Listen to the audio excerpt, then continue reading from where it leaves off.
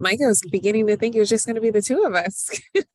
And I always enjoy talking to you. Welcome, everybody. As I mentioned to Lauren, I'm currently in Boston. I'm in the Boston area. I'm at Cape Cod and Plymouth, enjoying a very quiet day here and a beautiful day. And I'm less than a mile from the beach, so I'll walk there later, see a sunset. So thank you for joining us today. We appreciate it. Sounds amazing. It's like it's that it's June gloom. I forget what May is referred to as. But anyways, that's what's May happening. Gray, May Gray, May and June Gray. gloom. Tons of May Gray currently. So welcome everyone. Let me go ahead and share my screen, get an intro going, and then Mike, you can dive into the content. Oops, my buttons aren't working. All right. Good afternoon, everyone. Thank you so much for joining us. My name is Lauren Simpson. I'm with the SBDC, or the Small Business Development Center. We are a national program with over 1,000 locations across the country, and we offer no-cost services to local small businesses. Now, our services are at no cost to you because your tax dollars have already taken care of our fees. Now, for the Los Angeles Regional Network, we represent the Los Angeles, Santa Barbara, and Ventura counties. And so if you refer to the screen in front of you, you can see our center locations. These are physical locations where we have our offices. You'll see that we're in Camarillo, Santa Clarita, Pasadena, as well as Laverne, throughout Los Angeles and the South Bay down into Long Beach. Now, here's a deeper dive into what it is that we do. We offer no-cost business advising. And so you're able to meet one-on-one via Zoom or a phone call with one of our business experts or business advisors, as we refer to them. Now, we have advisors who have expertise in the areas of marketing as well as taxes and finances. If you are looking to create a business plan because you want to begin a business, or if you are looking for access to capital, we have an ACT team dedicated to that. We also have an advisor who has expertise in getting you from being a handyman to going into the construction field. So we have tons of resources for you. We also offer virtual trainings, which are comprehensive workshops that assist you in beginning, adapting, and growing your business. So much like the session you've joined today. Be sure to get in contact with us. We'd love to get you started and get you some help. You can reach us by phone, 866-588-7232, or online, smallbizla.org/new client. Now, if you've been lucky enough to reach us but you're outside of our service area, don't fret. You can reach out to americassbdc.org/find-your-SBDC. With that, I will quickly stop my screen share. Quick housekeeping, Mike. For those that have joined us, please put all questions into the Q&A. Let's keep them on topic, please, and put them all into the Q&A. And then the chat will be reserved for any kind of conversations you want to have related to the topic, or answers the questions that Mike might be asking you. So audience participation, as well as any kind of links and items Mike would like to share with you. So with that, Mike, I'm going to hand it over to you. By the way, we should mention that the LA County Economic Opportunity Grant is still available. You can write to Lauren, she can give you the information. It has been extended to the 31st of this month. There are two phases. The phase one is a micro grant, and phase two is a larger grant. You should investigate these grants if you haven't already, as you may qualify for one. And Lauren, I see you put the link into the chat room. Now, Lauren mentioned a minute ago that there is a national organization called America's SBDC that we're part of. I just wanted to quickly show you this. So for example, whenever I go out of state, I'm always interested to see what SBDCs are here. So I am currently in Massachusetts, and I would go to the site, click Massachusetts, select go, and just to see who's available. I might connect with them on LinkedIn. I'll go, we have a national conference coming up, and any of you can do this. So if you have, and they have quite a few here, as you can see. So if you are traveling and you are going to go into another state or outside of this region, California has lots of them, and you need help, we can connect you to these centers that are out of state because we're a national program. And or if you have friends who are out of state, certainly use this resource to go ahead and connect them to the centers in those regions. As you can see, this is California, and we're the part of the Los Angeles Regional SBDC network, but there's a whole bunch of other networks throughout the state of California. Perhaps, Lauren, you'll put this link into the chat room. I'm going to stop that. I'm going to stop this share for a second. And we were exploring marketing strategies last time we met. And I'm going to continue down that path with Lauren, as Lauren is a marketing expert, whereas I am not. So let me go ahead and share my screen. And I'm going to have to provide a reminder as to what we talked about initially. So we have a theoretical brick and mortar store called Wonderful Toys in Santa Monica. As part of the process is determining our strategies for marketing and other activities, Lauren helped me, along with the participants at the time we created this, draft up what is referred to as an ideal client avatar or a buyer persona. And we identified this buyer persona with the name Abby Smith. And this is a toy store that caters to younger children. This woman here, and people like her, would represent approximately 30% of the business that walks through that store. So we identified this fictional character's goals. Lauren gave her quote, her background, motivations, frustrations, some demographics. She's 28 from Santa Monica. She's married, paralegal. Household income is $180,000. Her husband's an auto dealer. She has a boy and a girl, 5 and 3. Likes to surf and cook. She reads science fiction. She's on Instagram and TikTok, of course. She shops at Gap, Nordstrom. Her social cause is beach conservation. She's in Santa Monica. She likes to surf, right? Influenced by a mindful activist. Primary learning mode is auditory, just as mine is. And these are her skills.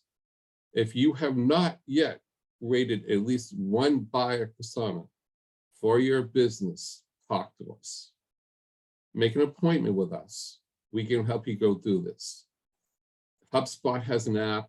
This is your Expressvia that can do it.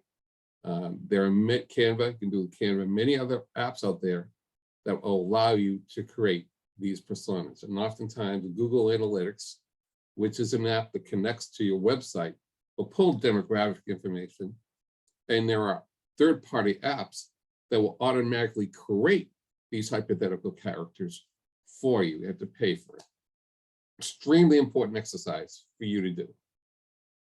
Once we created our hypothetical persona, Abby Smith here, we created something called a customer journey map.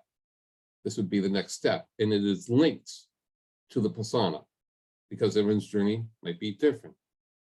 And a customer journey map is where you identify the stages where you go from awareness to post-engagement with a customer. It's the customer's journey with you. And you need to create these individually for each persona. Once again, if you haven't seen this before, if you don't know what we're talking about, contact Lauren. She can help you get connected with an advisor that will help you work through this process of creating a customer journey map.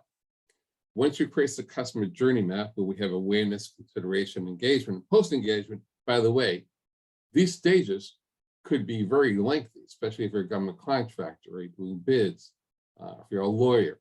So it's not just these 4 stages. It is for this particular store called Wonderful Toys, but it may be much longer for your particular business. And we identify goals, we identify processes in each one of these stages, like open the package.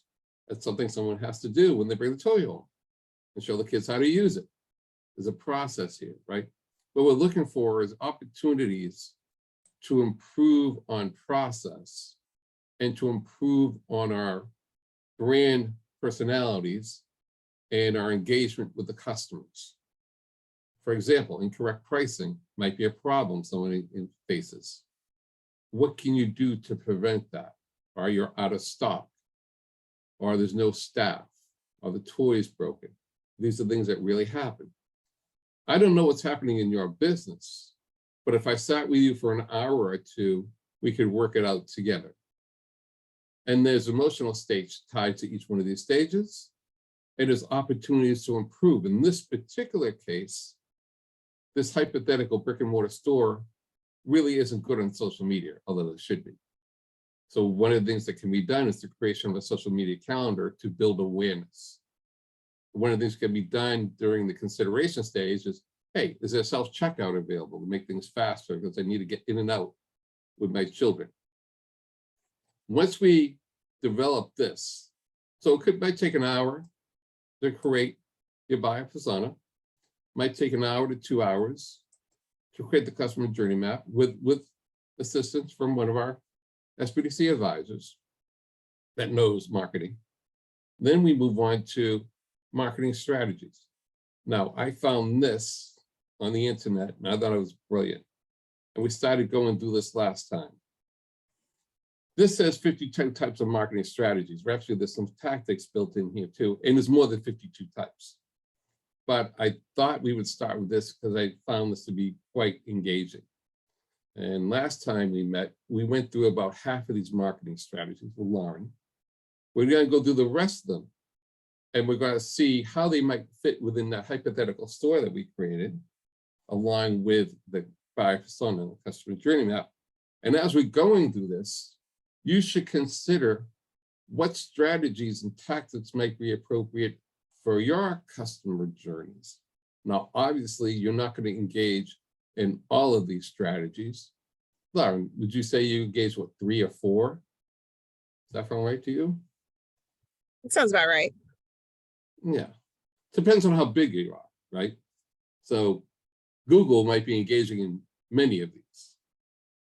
Coca-Cola might be engaging in numerous strategies, but most of the people that we see, 2 or 3 personas, 2 or 3 customer journey maps, a couple of marketing strategies, some tactics tied to them. So social media is a strategy.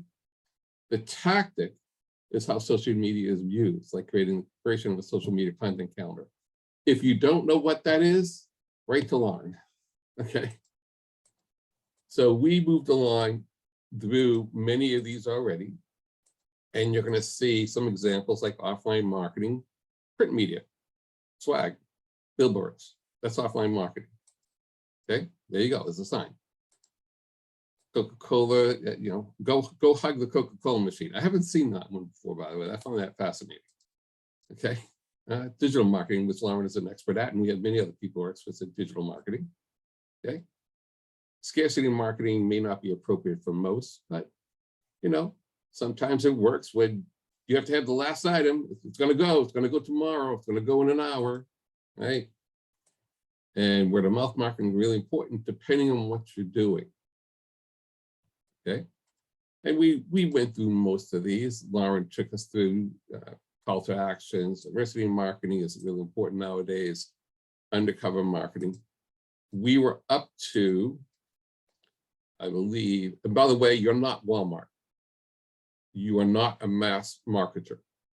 Do not engage in mass marketing. You're going to be wasting your marketing dollars. You're not selling refrigerators to everyone in America. All right. Seasonal marketing might be important for the toy store. Extremely important. Okay. And PR marketing, we do have public relations specialists that can help you to publish important stories so related to your business. By the way, this doesn't reference influencer marketing, but I would put that in the same category. How about you, Lauren? Lauren, would you put influencer marketing in the same category as PR marketing? Did you say informational marketing? Influencer. Oh, for sure. Right. Yeah. Actually, yeah, I would be split between the PR as well as the social media marketing, but definitely. Now, before you engage an influencer, keep in mind there's a lot of scams out there. Talk to us first. I spoke to somebody earlier today that's paying $3,000 a month. They signed off on a contract with an organization that claims they can bring 10 influencers to them with, you know, 1 million followers. I don't believe it for a second, number one. Number two, there's no referrals, no reference. It's just a bad deal. It's a scam. So before you say you're going to go with influencer marketers, talk to us. Let us help you out. And don't sign anything until you talk to an expert about what you're paying for. Okay? Hey, Mike, before you continue, just to piggyback on what you just said related to influencer marketing, keep in mind that most influencers, especially the big ones, have their own marketing or PR, sorry, engines behind them. So they typically have a contact that you can reach out to so that you can speak to them directly about a partnership. And in that partnership, just remember it's a negotiation. So as much as you want them to assist you with your product marketing, you need to make sure you're getting the biggest bang for your buck. But to Mike's point, be sure to contact the SBDC. We have experts that can help you. Additionally, don't forget they're trying to build their own brand. So they might use you to build their own brand without really helping you. That's You right. have to be very careful with influencers. Now, that doesn't mean there aren't good influencers out there. There are, but there's always an opportunity for someone to take advantage of you. And influencer marketing may not be appropriate for you. It depends. For the toy store, maybe. Remember, we're talking about a woman, Abby Smith. She's influenced by environmental activists. And if that's true for the majority of the customers that walk in that store, then maybe an environmental activist influencer might be an appropriate engagement. There's Mr. Jobs. Viral marketing is when you're trying to get your customers talking about your products by hitting on something so great that people can't help but share with others. That's awesome if that happens. Doesn't happen all the time, but sometimes it does happen, especially when new products come out. Online marketing, we have experts in online marketing. Lauren took us through this last time we met briefly. Have a conversation with us so we can help you figure out how this all works. Okay, email marketing. So there's something called customer relationship management tools, CRMs. There's a number of tools out there. Klaviyo, MailChimp, Constant Contact, Zoho. Use them. Use these tools appropriately. Don't just blindly send emails. Send emails to qualified leads, people that will find it of value. And present the content which is important to them, such that there'll be a call to action to come back to you, and offer incentives for them. You want to look at the open rate. The open rate is what is the percentage of people who actually open the email. Lauren, what would you say is a good open rate? I think standard is anything over 2.5 to 3%. Let me look. I know like the newsletters and stuff that we design here for the SBDC, we're like at 39. So that kind of shows you. That's great. Yeah, that's amazing. Open rate is always great to look at. You also want to pay attention to your click-through rates. So for instance, if you are trying to direct people to an event or to a product, check those click-through rates, because if people are opening, you have a really high percentage there, but they're not clicking, you need to adjust your messaging. Thank you. Lauren, there's a question in the Q&A if you can answer regarding, I think it's MailChimp. So email marketing might be appropriate for you. Evangelism marketing, where you have surprise and delight and overserve your customers so they become volunteer advocates. I would actually put into this category something like Nordstrom, because at one time, I don't know if it's so true now, people just absolutely love Nordstrom, especially it was a shoe department that women love, right, Lauren? So Nordstrom did a great job of promoting themselves, and people evangelized for Nordstrom as an example because they overserved their customers appropriately, and it worked, in my opinion. Event marketing. That toy store that we're talking about should certainly have events to drive people to the store. It could be a community event that they get engaged in or invite the community in, because the community in any brick and mortar location is going to be important, because you want to draw from the surrounding community. So this might be one strategy that the brick and mortar store, Wonderful Toys, could use, so long as the ideal client avatars would be attracted to that type of event marketing. I think it'd be really important, especially you combine the event marketing with seasonal marketing. Now you have something special going. And obviously there's the Macy's parade. Outbound marketing means you're letting people know you exist.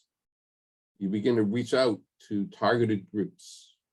Okay, Microsoft used this strategy. Their accounting software, which by the way is not very good, I've used it, but this is what they did. Okay, they identified potential targets before trying to call the companies for an in-person meeting. Anyone can do that. You can do that. Inbound marketing is when you're selling to customers who are calling in. So you're offering them additional products or services. This happens all the time if you call a cable company or Verizon. That's inbound marketing. Okay. Now, I think this is where we stop. So freebie marketing. With regards to the hypothetical brick and mortar toy store, there's no question in my mind that freebies would be important to help drive sales. Because if you think about it, Abby Smith walking into that store with her two young children, and she gives them, and the store gives those children something free, something inexpensive, I am sure those kids will enjoy that and the mother will appreciate it. I remember going to stores with my mother long time ago, and the clerks would give us something. And we kept going back month after month after month. It was truly appreciated. I'm sure you perhaps have experienced the same thing. Hey, Mike, what about Costco? What about what? Costco, places like Costco with the Oh, 3D yeah. marketing. Thank you. Yeah, absolutely. Sure. I think they had to stop that during the pandemic, but they restarted it again. Right? So if you feel this is appropriate for you, and it's appropriate for your ideal client avatar, then do it. It helps drive loyalty. Augmented marketing. So you provide additional services through innovative offerings and benefits. I think all of us are aware of Prime, right? And they're offering free 2-day shipping for a one-time annual fee. I would call that more bundling, but it's appropriate for Amazon. And there's Amazon Prime. Newsletters. Now, not everybody needs to send out a newsletter.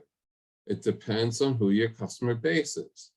If you're a professional advisor, a consultant, you should be possibly sending out newsletters to inform. If you're an accountant, you're a CPA, sending out newsletters might be really important to help people understand various tax and accounting issues, sending for a lawyer. If you're a toy store, maybe not, but certainly sending out coupons or Groupon might be important. It depends on who you're dealing with. It's something you should consider. By the way, you don't have to write the newsletter.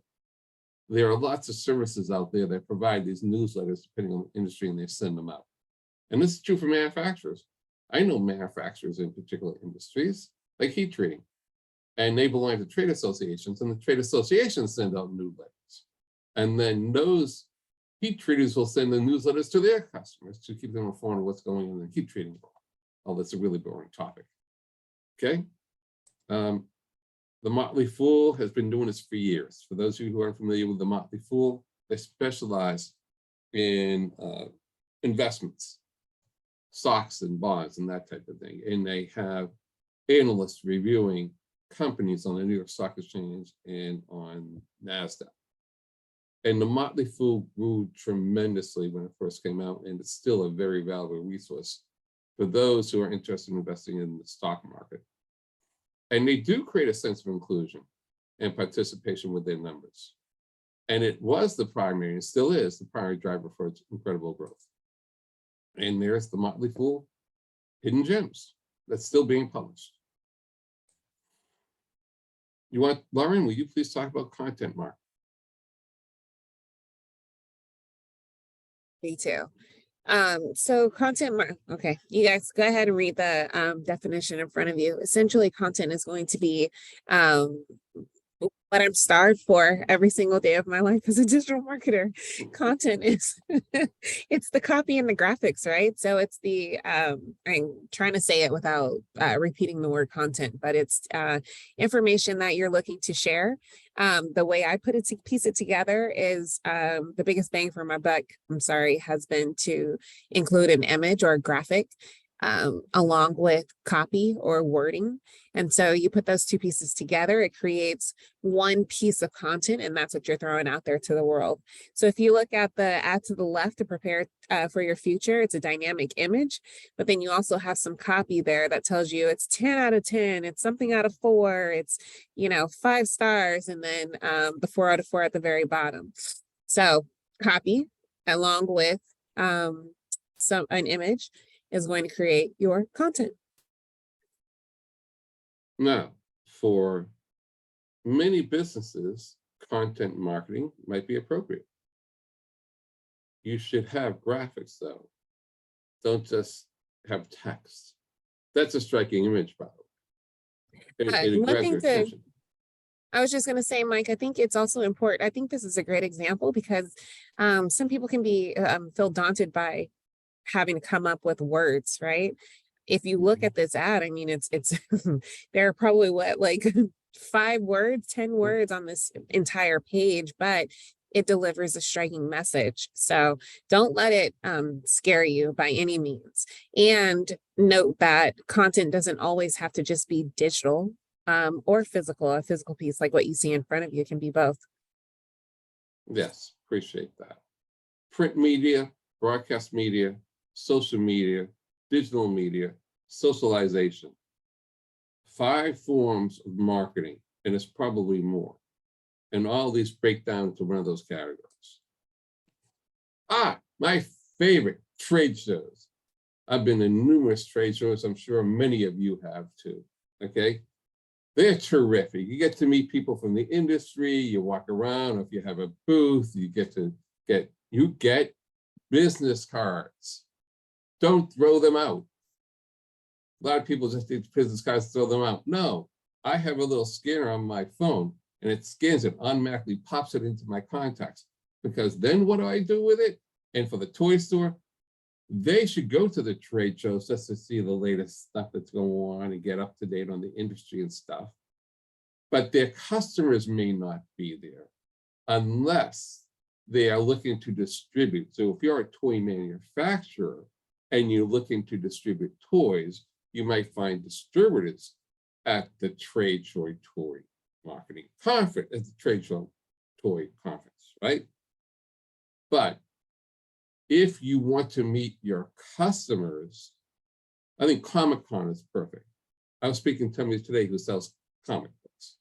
Have you been to Comic-Con? No. Well, why not?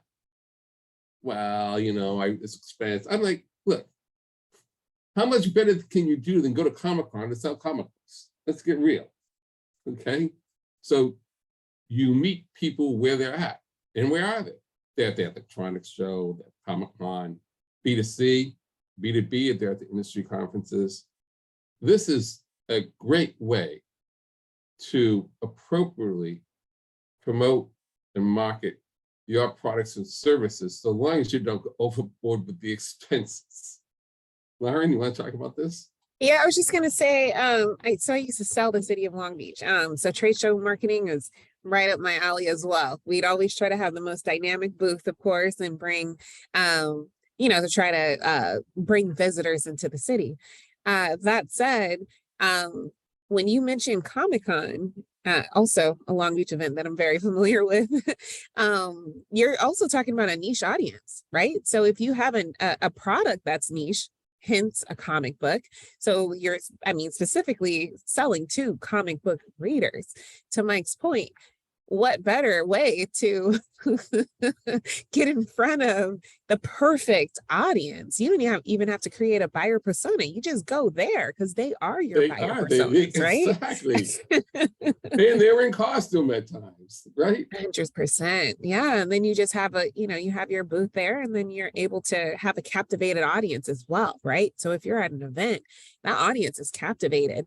They might, bounce around to other tables, but you have them all in one space. What better than to have a presence there so that you can sell to them, market Yes. to them. And I also feel that you should join a trade group. Trade groups provide lots of useful information. They provide resources, they provide training, they provide models for various types of contracts sometimes. So I have yet to find a profession or someone in business where they couldn't join a trade group. Every industry has a trade group.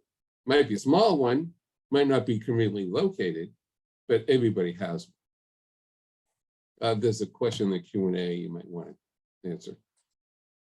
All right, so Ford, goes to the auto shows. The auto shows are perfect. They're great. I love auto shows. So why do they go there? To go ahead and announce the models and meet people, etc. And there's Ford. And by the way, look at their logo, their tagline for this: one team, one plan, one goal.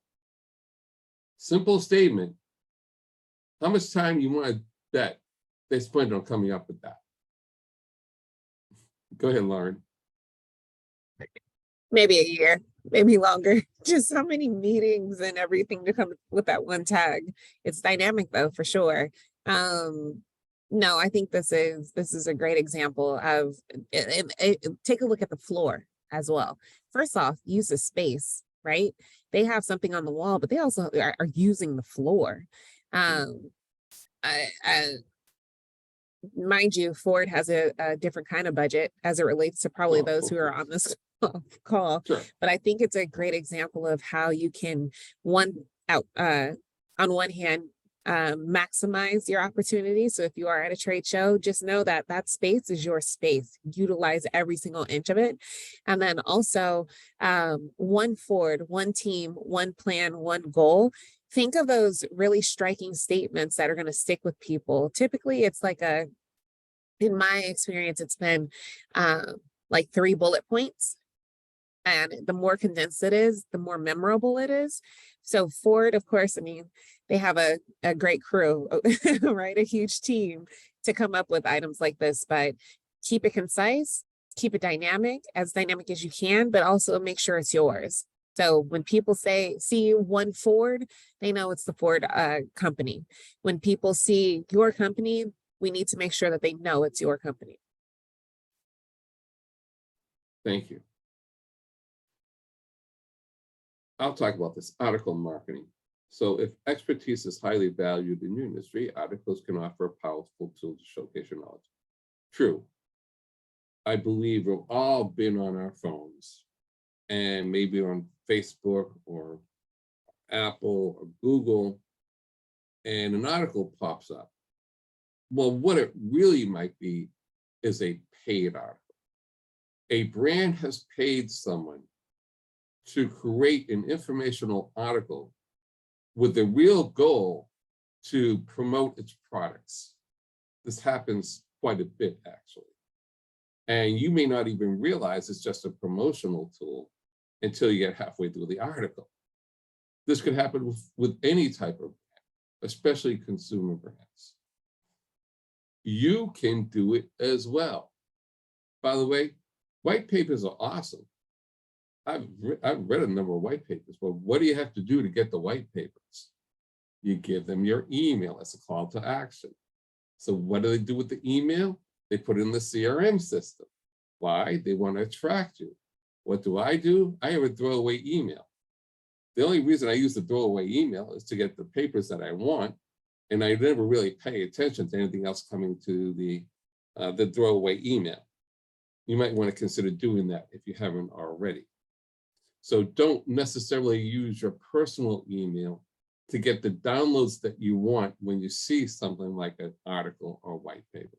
Give them a throwaway email. And then you won't be bothered with all that spam that comes. So just go to that throwaway email that you never pay attention to. Okay, but this is something that you can engage in if it's appropriate. With a toy store, probably not. Not that important. I would not recommend to the owner of that toy store that we're talking about to use article marketing.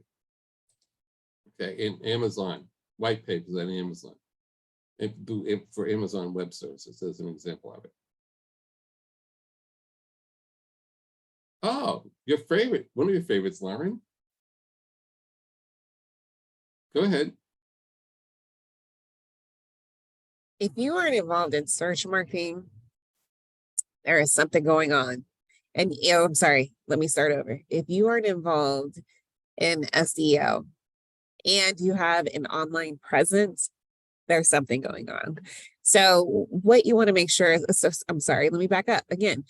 SEO, search engine optimization. So what you're looking to do is create keywords or use keywords within your content on your website, social media as well, and making sure that it's targeted to those who are more likely your buyers. So for instance, let's go back to Comic-Con. You're going to make sure you're using comic books, various keywords like that are going to be used in any of, there you go. So that as search engines, a Google, what are the other ones? I think everyone uses Google, but there's Yahoo has a search engine. I think there's like Bing or something like that. But what you want is that as websites are crawled for keywords, that your content comes to the very, very top. So you know how when you go on Google and you're looking for, let's say, a comic book store, you want to ensure that keywords that you're using in all of your digital content is forcing your content to the very top of search engines. Thank you for that. If SEO, search engine optimization, is making your eyes cross, we understand. Okay, we get it. Makes my eyes cross too. And that's when I turn to someone who's much more knowledgeable about SEO and say, you figure it out. Come to us. We can have people who can help you figure it out. We have some great people that are very familiar with SEO, but do not underestimate SEO and the importance of it. It's extremely important to build the awareness. Direct mail marketing, I think we talked about this a little bit. This is where you're sending out the mail to your customers, but you're not spamming them. You're not sending them information they don't want, and you're not just gathering a list, paying for a list. I see ads all the time. You can get 1 million emails by them. That's inappropriate. That's not what I would consider to be appropriate marketing. The direct mail marketing should be targeted to those customers that you have already engaged with, or they want to engage with you. They've engaged with you in some way, shape, or form.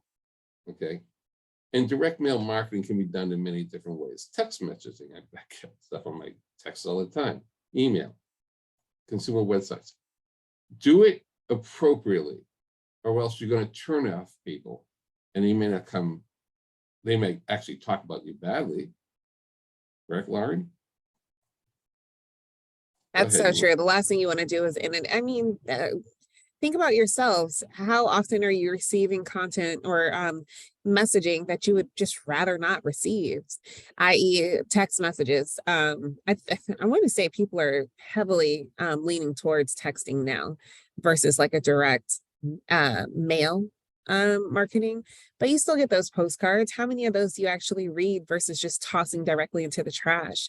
Now just think again, what if you received one dynamic, really gorgeous, or something appealing to you, of course, postcard, but you only received it once a month or once every other month, then you're now looking forward to receiving that postcard. But if you're receiving collateral or postcards like that, and it's like every single week, those things are automatically going in the trash. No one's paying attention to that. And like Mike said, the worst thing you can do is, first off, lose a client, but then create an enemy. So now the client no longer is following you or interested in your product, but now they're talking bad about you. And that's something we definitely don't want.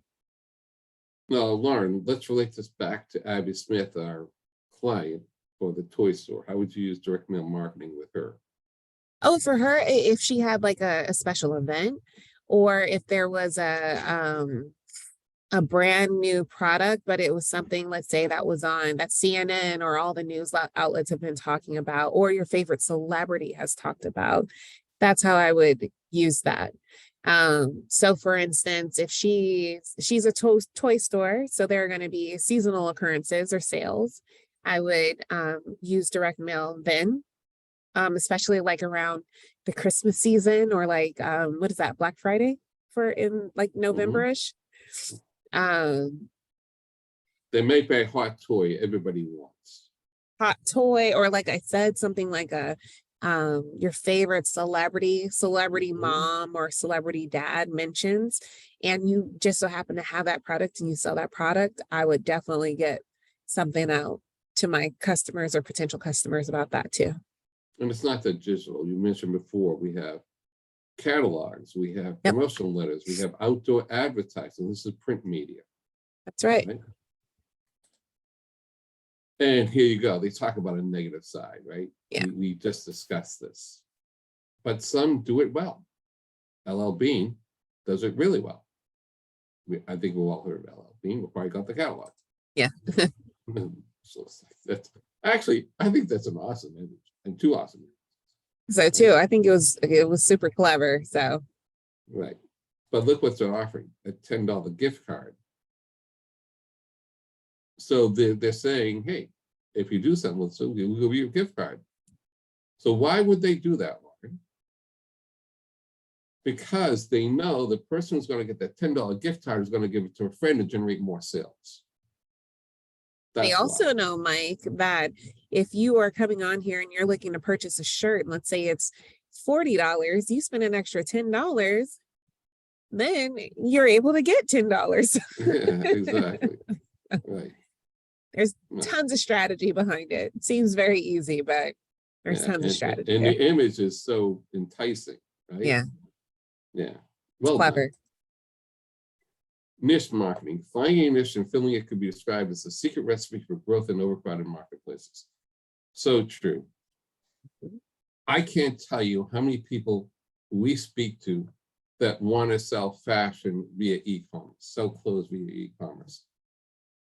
It is an absolutely overcrowded marketplace.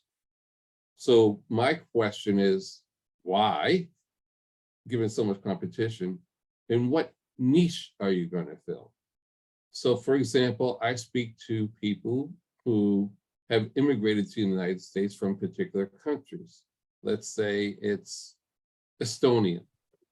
And they say, we're going to have the product, the clothes made by people in Estonia because these clothes are appealing and people might want an exotic look. In which case, like, yeah, that's a niche. No question about it. How large is the market? That's the next question. But certainly that's a niche. And that market may be more than sufficient for that small company. Find your niche. How do you find your niche? You do a competitive analysis. You look to see what other people are offering. And you find that gap that you can fit in. That's LL Bean is a perfect example, by the way. Did a great job finding a niche. No question about it. They're not competing with the fashion houses. Absolutely not. Mm-hmm. Oh, the shoe space, right? So Vans, notice an underserved customer, the skater. So they focused on the skaters, and I think we've all heard of Vans, and they did a great job. And there is the skate. Since '66. Oh, you have to explain trip marketing. Go ahead, Lauren. You're muted, Lauren. Sorry about that. There was a company that did that. Okay, so essentially it's when you have, let's say you have an entire sentence, right? That's your marketing pitch. but you are breaking it up and giving potential customers a little piece of it at a time. So it might be, um, this is dumb, best shoe. The next one is going to be best shoe for your feet or whatever it is, but you're giving them, you're breaking down the statement into little pieces, little enticing pieces though. And so it builds up over time until you have the grand finale of what it is. I think a really good company that does that is like Nike, especially Nike ads like overseas, like Japan mostly, I would probably say. But they will take over an entire space, let's say like a block or what have you of like digital ad space, and it'll just be the swoosh or it'll just be Nike logo, and then over time you'll see it grow and then until it culminates into the shoe that they're looking to launch. This is a great way to drum up excitement, especially if done correctly. And then of course, once the message is revealed, people know where to go and what they're looking to purchase. Thank you. Now let's relate it back to the toy store. I don't know that this is necessarily the best strategy for the toy store. Maybe you pick 3 or 4. They certainly might have some special event coming up, or they might be getting some collectible. If they're getting a collectible, there might be a build up to the collectible. I remember, I'm going to age myself, or hot cars were collectible. I don't know if they're collectible anymore. Although there's a new TV series coming out about making real life hot cars. That's going to come out, I think, next month. So possibly that toy store may engage in a drip campaign, but I mean, it may not be their main strategy. You agree, Lauren? I agree. I think I don't know that this is a strategy I would suggest for smaller businesses, honestly, Yeah. anyway.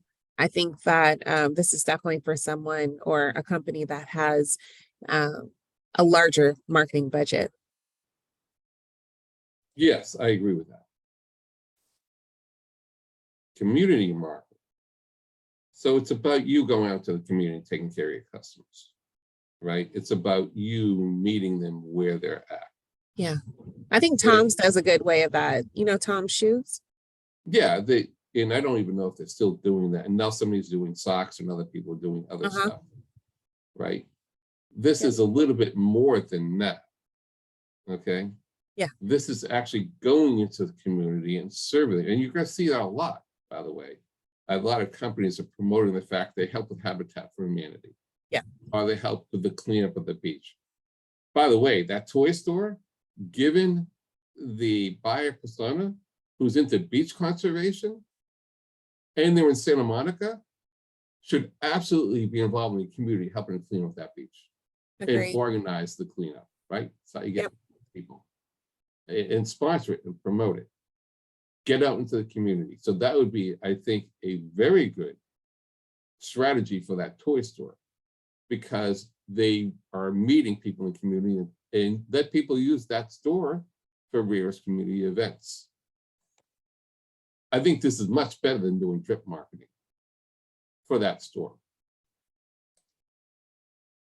Oh, and here you have an example. I think this is in Iowa, Idaho. I forget where this occurs, somewhere in the Midwest.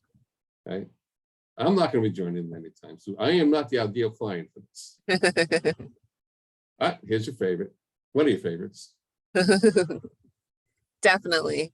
One thing I'll say, because I feel like I talk about social media marketing all the time. Don't feel like you have to have a presence on all of them. I think you need to make sure you understand, again, those buyer personas.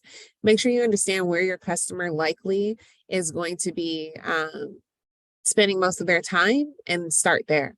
So for instance, if your product is something that is more for, let's say like corporate or the working person, then I would honestly, I don't even see it listed here, but I would start with LinkedIn. I would make sure you had a presence there so that you could start sharing content and tagging those types of people, or actually being in on the platform that your potential or likely customer is more likely to receive their content. Now, if you are pitching a product and it has anything to do, let's say it's like clothes or kids, if it's Abby, I would suggest that she has a presence on Instagram and Facebook. I'm saying the two of those because depending upon the age of her customer, or the mom or the dad or even the grandparents, you want to make sure you're on the platforms where those people are spending their time. Again, Facebook is going to tilt a little bit older. And so it'll be like the older parents and grandparents. Instagram is going to be those who are a little bit younger. Mind you, there is some crossover, but that's fine. But it's going to be the younger moms and dads, and maybe even teenagers who can give ideas to their grandparents. And TikTok, of course. TikTok too. Again, don't spread yourselves too thin. Now, if you've mastered them and you already have you've already established profiles on those platforms, for sure tap into TikTok. There's a ton of people there. It also allows you to get, I think TikTok is pretty authentic when it comes to the type of content that's posted there. And it's going to be a longer in length, right? So what you can do on TikTok versus what you can do on IG are going to be vastly different. But note that you can share your content across platforms as well. So if you're looking at your Instagram, you'll see reels or videos that were initially created on TikTok. My biggest tip would be to be consistent. So whatever you do, make sure you're consistent. Don't create a post and, post on Monday and not post again until 2 weeks from now. Anyone who was engaged that first time, you've already lost them. Social media is keen on being consistent. So consistency is key for any successes there. If you're just starting out, I would lean towards like an every other day post or even 3 days a week. If you can't do anything more than that, until you're able to build up and have enough content to go daily. Thank you. That's all I got. In Southwest, and lots of other people do it. They have over 30 people. 30 Can you people in imagine? social media. Wow. Yeah, wow. Well, oh, you know what though? You also have to keep in mind the engagement, Mike. So they have 30 people, but not every one of those people is posting or creating content. They're also monitoring the content. The worst thing you can do, I know I keep saying that, so just write a list. But on social media, if you get any kind of a engagement, meaning like someone comments on any of your content, engagement is also likes and that kind of thing. But if you have anyone who's commenting and you aren't addressing those comments, then it could turn everything sour. So it could force people to start, calling you out on that, which would be negative towards your company. Or, people, it just turns people off. The worst thing you can do is have a conversation with someone and they not say anything to you, right? Think of social media that way. It's online conversations that you're having with potential customers or existing customers. So make sure you engage, make sure you reply. Then you can do stuff like this. Use this code to get a discount. Call to action, right? Now, I would argue that you should respond to every comment, whether it's positive or negative. I 1000% agree. Yes. Right. Cross-media marketing. So this is where you're going across multiple channels. People like Southwest, they're across all the channels, right? Doesn't mean that you need to be across all channels, but it works for some of the larger businesses. Like the toy store, yeah, they can paste on Pinterest and Instagram and TikTok, but they don't need to be on all the channels, right? But I would suggest that they do those emails. So that could be tap into your email. You're collecting them already, right? Right. And if you're not, please start collecting them, but you're getting those email addresses. Go ahead and share your messaging with them. Sure. Close range marketing is really interesting to me. Because what you're doing is when you have a crowd of people, like you go to trade shows, a small group of people maybe surrounding you, you post something And it's just going out to the people within your proximity. Yeah. I go to, for the pandemic, I went to pitch events. Pitch events where people going in and pitching their ideas so they can get money. And their competitions. I used to go to a lot of them now. It's recently started up again. But some of the folks were very sophisticated. So on our phones, they went ahead and sent off their advertising and marketing concepts for their pitches, which I thought was brilliant because it's right there on your phone. You require some technology to do this, okay? And it's not necessarily right, of course, for everybody. It's kind of the equivalent when you remember when you used to go into like Walmart, Target, and they say attention shoppers. They're grabbing the attention of people who are immediately in that store to offer something, right? That's close range marketing. And the toy store could engage with that. B2B. So there's B2C, B2B, and B2G. B2B is business to business, B2C is business to consumer, B2G is business to government. If you are selling to the government or to a governmental agency, certainly many of the techniques that we talked about may not apply. It's a different world when it comes to government contracting. That doesn't mean that people in government don't read emails and don't listen to podcasts, etc.